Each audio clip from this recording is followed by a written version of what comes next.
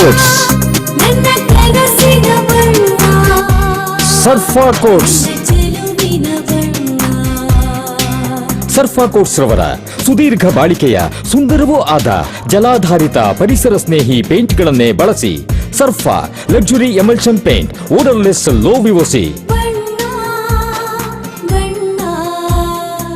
Good for health, good for earth. Sarfa Coats. ನಮ್ಮ ಮಲೆನಾಡು ಶಿವಮೊಗ್ಗದಲ್ಲಿ ತಯಾರಾದ dairy fresh ice cream, pure milk ಬಳಕೆ, real fruits ನ ನೈಜ ಸವಿ, ನ್ಯಾಚುರಲ್ ಕಲರ್ಸ್ ಮಾತ್ರ, ಯಾವುದೇ ಆಡೆಡ್ ಕಲರ್ಸ್ ಇಲ್ಲ. 15 ವರ್ಷಗಳ ನಂಬಿಕೆಯ ಸೇವೆ, ರುಚಿಯಲ್ಲಿ ಟೇಸ್ಟಿ, ಆರೋಗ್ಯದಲ್ಲಿ ಬೆಸ್ಟ್. ನಮ್ಮ ಊರಿನ ಹೆಮ್ಮೆ, ನಮ್ಮ ರುಚಿಯ ಆಯ್ಕೆ ಡೈರಿ ಫ್ರೆಶ್ ಐಸ್ ಕ್ರೀಮ್. ಶಿವಮೊಗ್ಗದ ಶಿವಪ್ಪನಾಯಕ ಮಾಲ್ ನಿರ್ಮಾಣಕ್ಕಾಗಿ ಆ ಜಾಗದಲ್ಲಿದ್ದ ಶಿವಪ್ಪನಾಯಕ ಹೂವಿನ ಮಾರ್ಕೆಟ್ ವ್ಯಾಪಾರಿಗಳನ್ನ ಸ್ಥಳಾಂತರ ಮಾಡಲಾಗಿತ್ತು. ಅಂದ್ರೆ ಅಲ್ಲಿಂದ ಇಲ್ಲಿವರೆಗೆ ಬರೋಬ್ಬರಿ 17 ವರ್ಷಗಳ ನಂತರ ಹೂವಿನ ವ್ಯಾಪಾರಿಗಳಿಗೆ ಶಿವಮೊಗ್ಗ ನಗರದ ಮಲ್ಟಿ ಲೆವೆಲ್ ಪಾರ್ಕಿಂಗ್ ನಲ್ಲಿ ಕಟ್ಟಡ ನೀಡುವಂತೆ ಮೊನ್ನೆ ಜಿಲ್ಲಾಧಿಕಾರಿಗಳು ಆದೇಶ ಮಾಡಿದ್ರು. ಇದೇ ವಿಚಾರವಾಗಿ ಶಾಸಕ ಎಸ್ ಎನ್ ಚನ್ನಬಸವ ಪತ್ರಿಕಾಗೋಷ್ಠಿ ನಡೆಸಿ ಮಾತನಾಡಿ, ಅಂದಿನ ನಗರಸಭೆ, ಜಿಲ್ಲಾಧಿಕಾರಿಗಳು, ರಾಜ್ಯ ಸರ್ಕಾರ ಹಾಗೂ ಅಂದಿನ ಶಾಸಕರೆಲ್ಲರೂ ಸೇರಿ ಈ ಹೂವಿನ ವ್ಯಾಪಾರಿಗಳಿಗೆ ಪುನರ್ವಸತಿ ಕಲ್ಪಿಸುವ ದೃಷ್ಟಿಯಿಂದ ಒಂದು ಹೊಸ ರೂಪವನ್ನ ಕೊಡೋ ಕೆಲಸವನ್ನು ಮಾಡಲಾಗಿತ್ತು. ಅವರಿಗೆ ಬದಲಿ ವ್ಯವಸ್ಥೆಯ ನಿರ್ಧಾರವನ್ನ ಡಿಸಿ ಬಾಡಿಗೆ ನಿಗದಿ ಮಾಡುವ ಆದೇಶ ನೀಡುವುದರ ಮೂಲಕ ಸಾಕಾರಗೊಂಡಿದೆ. ಹೂವಿನ ವ್ಯಾಪಾರಿಗಳ ಬಹು ವರ್ಷಗಳ ಕನಸನ್ನ ಮಹಾನಗರ ಪಾಲಿಕೆ ನನಸಾಗಿಸಿದೆ ಅಂತ ಶಾಸಕ ಚನ್ನಬಸಪ್ಪ ಹೇಳಿದ್ರು. ಈ ವಿಶ್ವಾಸ್ ಪತ್ರಿಕಾಗೋಷ್ಠಿ ನಡೆಸಿ ಮಾತನಾಡಿ,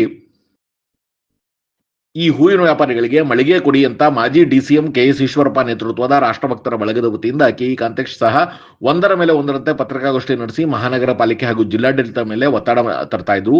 ಈಗ ನಿರ್ಗಮಿತ ಜಿಲ್ಲಾಧಿಕಾರಿ ಗುರುದತ್ತ ಹೆಗಡೆ ಮೊನ್ನೆ ಹೂವಿನ ವ್ಯಾಪಾರಿಗಳಿಗೆ ಈ ಮಳಿಗೆ ನೀಡುವಂತೆ ಆದೇಶ ಮಾಡಿದ್ದು, ಇದು ರಾಷ್ಟ್ರಭಕ್ತರ ಬಳಗದ ಹೋರಾಟದ ಫಲ ಅಂತ ಅವರು ಅಭಿಪ್ರಾಯಪಟ್ಟರು. 117 ವ್ಯಾಪಾರಿಗಳಿಗೆ ನೂತನ ಮಲ್ಟಿ ಲೆವೆಲ್ ಪಾರ್ಕಿಂಗ್ ನಲ್ಲಿ ಮಳಿಗೆ ಅವಕಾಶ ಕಲ್ಪಿಸಿಕೊಡುವಂತೆ ಡಿಸಿ ನೀಡಿರುವ ಆದೇಶದ ಶ್ರೇಯಸ್ಸು ರಾಷ್ಟ್ರಭಕ್ತರ ಬಳಗಕ್ಕೆ ಸಲ್ಲತ್ತೆ ಅಂತ ಅವ್ರು ಹೇಳಿದ್ರು.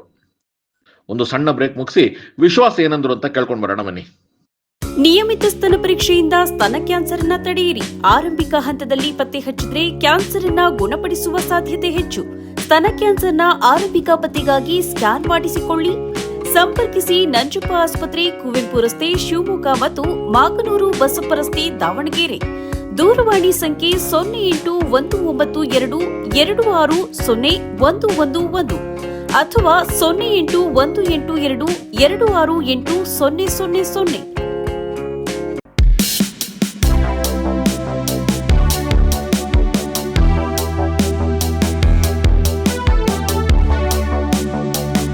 ಆತ್ಮೀಯರೇ, ತಮ್ಮೆಲ್ಲರಿಗೂ ತಿಳಿದಿರೋ ಹಾಗೆ ಕೆ ಎಸ್ ಈಶ್ವರಪ್ಪನವರು ಈ ಶಿವಮೊಗ್ಗ ನಗರಕ್ಕೆ ಸಾಕಷ್ಟು ಕೊಡುಗೆಗಳನ್ನು ಕೊಟ್ಟಿದ್ದಾರೆ.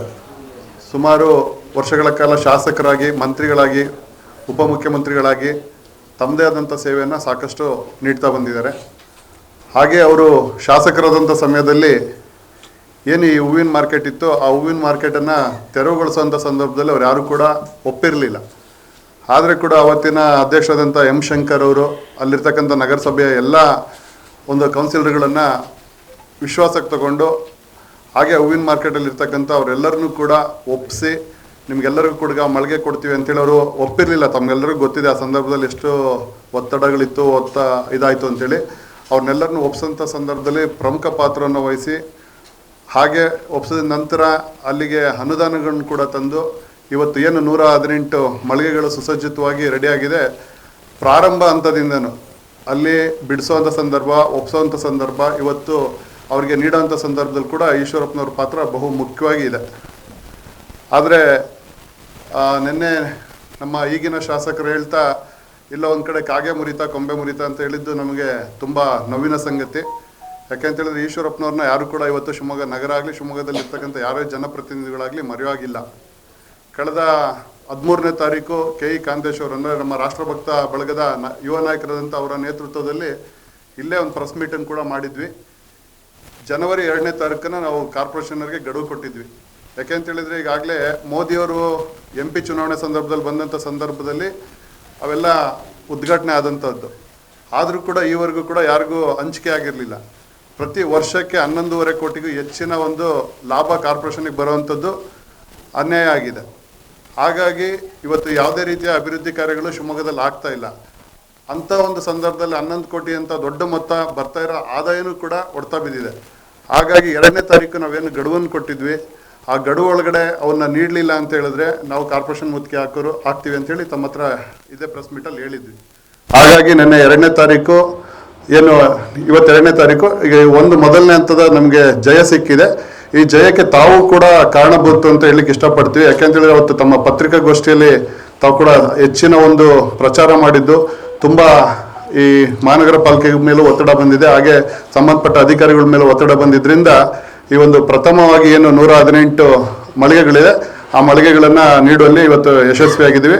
ಇದು ಸಂಪೂರ್ಣ ಒಂದು ಕ್ರೆಡಿಟ್ ನಮ್ಮ ಈಶ್ವರಪ್ಪನವರಿಗೆ ಸಲ್ಲಬೇಕು. ಅವತ್ತಿನ ನಗರಸಭೆ ಯಾರಿದ್ರು ಅವರಿಗೆ ಮತ್ತು ನಮ್ಮ ರಾಷ್ಟ್ರಭಕ್ತ ಬಳಗದ ಎಲ್ಲ ಕಾರ್ಯಕರ್ತರಿಗೂ ಸಲ್ಲಬೇಕು ಅಂತೇಳಿ ತಮ್ಮ ಮೂಲಕ ಹೇಳಲಿಕ್ಕೆ ಇಷ್ಟಪಡ್ತಾ ಇದ್ದೇವೆ. ಇವಕ್ಕೆ ಕಾಗೆ ಕೂರ್ತಾ ಇಲ್ಲ, ಕಂಬೆ ಮುರಿತಾ ಇಲ್ಲ ಅಂದರೆ ಹೋರಾಟದ ಪ್ರತಿಫಲವಾಗಿ ಇವತ್ತು ಅದಾಗಿದೆ. ಆದರೆ ಇಲ್ಲ ಇದನ್ನು ನಾನೇ ಮಾಡಿದ್ದೀನಿ, ನನ್ನಿಂದನೇ ಆಗಿದೆ ಅಂತ ಹೇಳ್ತಕ್ಕಂಥದ್ದು ಶಾಸಕರ ಈ ವರ್ತನೆ ಎಲ್ರಿಗೂ, ಶಿವಮೊಗ್ಗ ಜನತೆಗೂ ಕೂಡ ಬೇಸರ ಆಗಿದೆ.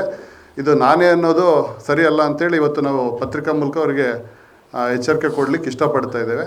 ಸಾಕಷ್ಟು ಸಮಸ್ಯೆಗಳು ಕಣ್ಣೆದುರುಗಡೆ ಇದೆ. ಯಾಕೆಂದರೆ ಈ ಸ್ವತ್ತು ತಮಗೆಲ್ಲ ಗೊತ್ತಿದೆ. ಈ ಸ್ವತ್ತು ಇವತ್ತೇನಾದ್ರು ಒಂದು ಆಶ್ರಯದ ಈ ಸ್ವತ್ತು ಮಾಡಬೇಕು ಅಂತ ಹೇಳಿದ್ರು ಕೂಡ ಲಕ್ಷಾಂತರ ರೂಪಾಯಿ ಒಂದು ಲಂಚವನ್ನು ಕೇಳ್ತಕ್ಕಂಥದ್ದು ಮಹಾನಗರ ಪಾಲಿಕೆ ಭ್ರಷ್ಟಾಚಾರದಲ್ಲಿ ತುಂಬ ಹೋಗಿದೆ. ಈಗ ಅಲ್ಲೂ ಏನಾದರೂ ಕಾಗೆ ಕೂರಬೇಕಾ, ನಾವು ಹೋರಾಟ ಮಾಡಿದ್ಮೇಲೆ ಈಗ ಅಲ್ಲೂ ಕೂಡ ಯಶಸ್ವಿಯಾಗಿ ಈಗ ಎಲ್ಲ ಕಡೆ ಆ ಭ್ರಷ್ಟಾಚಾರ ಮುಕ್ತ ಮಾಡಲಿಕ್ಕೆ ನಮ್ಮ ರಾಷ್ಟ್ರಭಕ್ತ ಬಳಗ ಹೋರಾಡ್ತಾ ಇದೆ. ಆ ನಿಟ್ಟಿನಲ್ಲೇ ಕಮಿಷನರ್ ಕೂಡ ಎಲ್ಲ ಕಡೆ ಮೀಟಿಂಗ್ಗಳನ್ನು ಮಾಡೋದ್ರ ಮೂಲಕ ಈಗ ಸ್ವಲ್ಪ ಪರಿಹಾರ ಸಿಗ್ತಾ ಇದೆ. ಈ ಹೋರಾಟಕ್ಕೆ ಸಿಕ್ಕ ಜಯನನ ಎಲ್ಲೋ ಒಂದು ಕಡೆ ಕಾಗೆ ಕೂರ್ಲಿಕ್ಕೂ ಕಂಬೆ ಮುರಿಲಿಕ್ಕೂ ಅಂತೇಳಿ ನಮ್ಮ ಶಾಸಕರೆಲ್ಲ ಕಾಗೆ ಹಾರಿಸ್ತಾ ಇದ್ದಾರೆ ಅಂತ ಅನ್ನಿಸ್ತಾ ಇದೆ. ಯಾಕೆಂದರೆ ಹೋರಾಟಗಾರರ ಮನೋಭಾವನೆನ ಹತ್ತಿಕ್ಕುವಂಥ ಪ್ರಯತ್ನ ಇದು. ಆದರೆ ರಾಷ್ಟ್ರಭಕ್ತ ಬಳಗ ಯಾವತ್ತೂ ಕೂಡ ಶಿವಮೊಗ್ಗದ ಜನತೆ ಜೊತೆ ಇದೆ ಮತ್ತು ಹೋರಾಟದ ಮೂಲಕ ಸಾಕಷ್ಟು ಮೊದಲಿಗೆ ಅಧಿಕಾರಿಗಳನ್ನು ಮನವೊಲಿಸ್ಲಿಕ್ಕೆ ಪ್ರಯತ್ನ ಮಾಡಿದ್ದು, ಎಚ್ಚರಿಕೆ ಕೊಟ್ಟಿದ್ದು, ಅದಕ್ಕೂ ಆಗದೇ ಇದ್ದಂಥ ಸಂದರ್ಭದಲ್ಲಿ ಹೋರಾಟಗಳನ್ನು ಮಾಡೋದ್ರ ಮೂಲಕ ಇವತ್ತು ಯಶಸ್ವಿಯಾಗಿ ನಾವು ಶಿವಮೊಗ್ಗ ಜನತೆಗೆ ನ್ಯಾಯ ಕೊಡಿಸೋ ನಿಟ್ಟಿನಲ್ಲಿ ಇದ್ದೇವೆ.